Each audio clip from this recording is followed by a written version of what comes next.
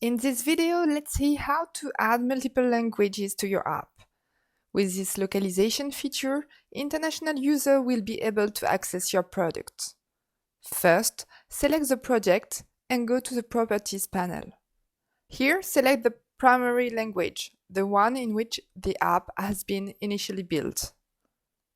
Add the other languages. In this example, I'm going to add the French language. You can switch the primary language with the pin icon. You can also include languages from right to left.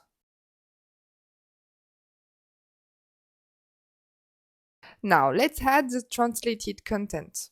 Go back to the interface.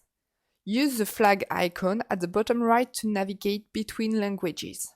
This flag icon won't be displayed in your app. If you make some changes to one language in the layout, it will automatically apply to the other languages.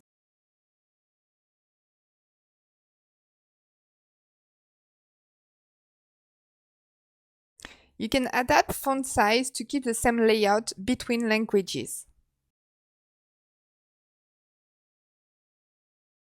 Now let's create a change language icon for the user to switch from English to French and do the opposite.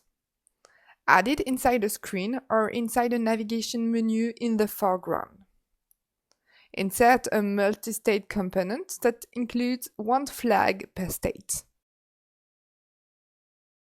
As the primary language is English, let's position the French flag in the first state.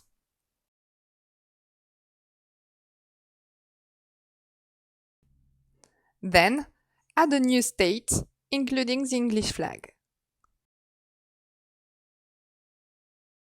By clicking on this flag icon, let's add an action Change Language to French.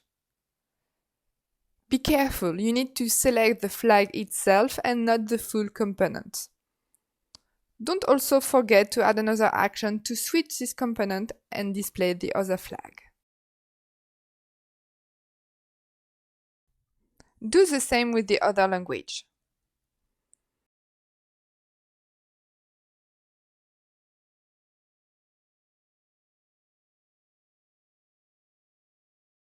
In the preview, you can check that the app displays the right language.